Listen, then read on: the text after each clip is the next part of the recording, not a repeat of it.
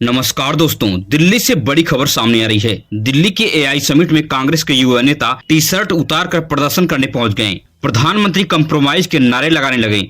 AI summit के आखिरी दिन कांग्रेस के नेता भारत के मंडपों में पहुंचकर गदर काटा, जहां दुनिया के तकनीकी क्षेत्र के विद्वान आए थे। इस प्रकार की हरकत करना कांग्रेस के लिए शर्मनाक है। जहां से भारत की आगे की रूपरेखा तैयार की जा रही थी, दुनिया को अपना तकनीकी लोहा मनवाना था, वहां कांग्रेस राजनीति करने पहुंच गई। मगर देश में हजारों मुद्दे हैं जहां पर कांग्रेस का अता पता नहीं रहता है। जहां पर जमीन पर जाकर लड़ाई लड़नी होती है, समाज के लिए लड़ना होता है, वहां कांग्रेस का कहीं अता पता नहीं होता है। मगर दिल्ली के एआई समिट में कांग्रेस का पहुंचना बहुत जरूरी था। इस प्रकार का आरोप भारतीय जनता पार्टी के लोग लगा रहे हैं। आपको बता दें कि भारतीय जनता पार्टी जब विपक्ष में थी, इसी प्रकार की हरकत किया करती थी। मगर कांग्रेस के लिए इस प्रकार की हरकत शोभा नहीं देती है।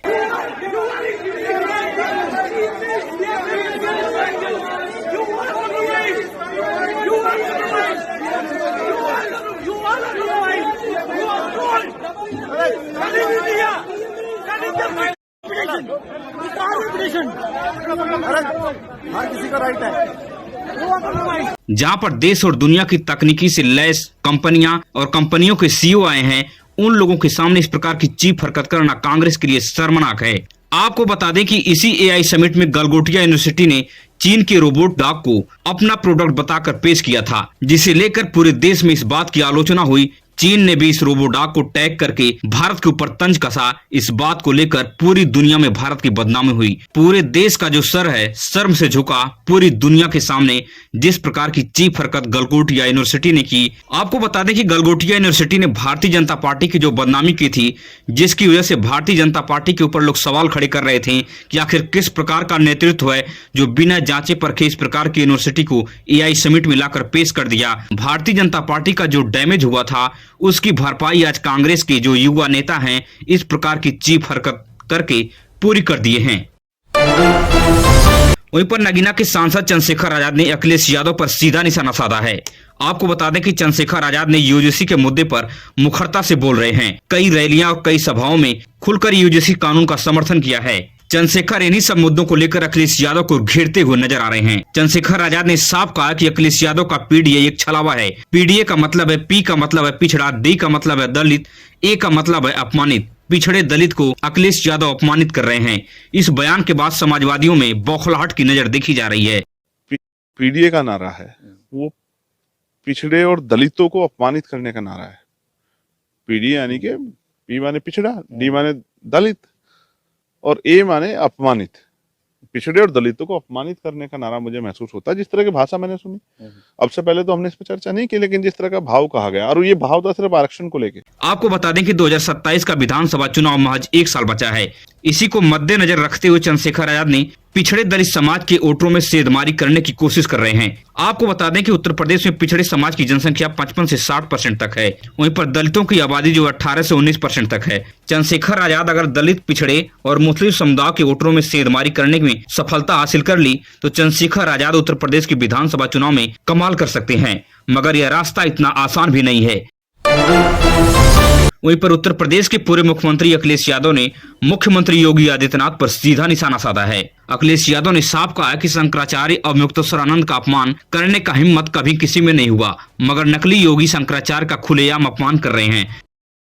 जब से हमारी पौराणिक परंपराएं हम और आप लोग मान रहे हैं, किसी की हिम्मत नहीं रही कि हमारे पूज्य शंकराचार्य पर किसी तरह का कोई आरोप लगा दे, या उन्हीं जो नकली सनातनी हैं, जिनके पास अपना योगी का सर्टिफिकेट नहीं है। सोचो, आपको बता दें कि योगी आदित्यनाथ के दाएं और बाएं खड़े होने वाले दोनों उप मुख्यमंत्री केशव प्रसाद मौर्य और ब्रजेश पाठक शंकराचार्य और मुक्तेश्वरानंद का समर्थन किया है। और ब्रजेश पाठक खुले तौर पर समर्थन करते हुए शंकराचार्य के शिष्यों बटकों को अपने घर पर, अपने आवास पर बुलाकर इनको सम्मानित किया है। योगी आदित्यनाथ इस चक्रव्यूह में पूरी तरह से फंसते जा रहे हैं। योगी आदित्यनाथ के राइट और लेफ्ट हैंड दोनों योगी आदित्यनाथ से कट चुके हैं।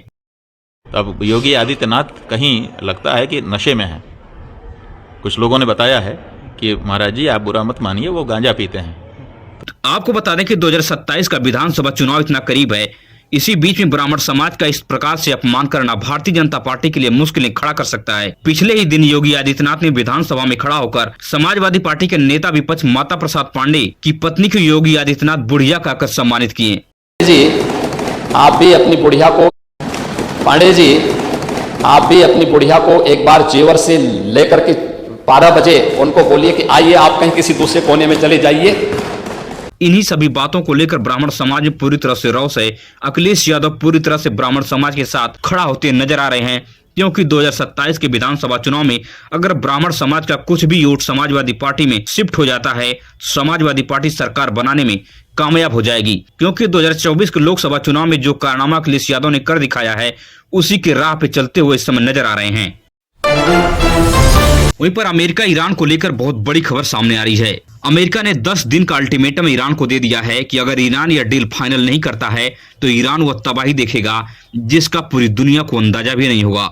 मगर 2 दिन बीत जाने के बाद भी ईरान कोई भी डील फाइनल नहीं किया है। बताया जा रहा है कि ईरान अब निर्णायक युद्ध लड़ने के लिए तैयारी पूरी कर लिया है। अपनी हाइपरसोनिक मिसाइलों को अमेरिका की तरफ मोड़कर तैनात कर दिया है।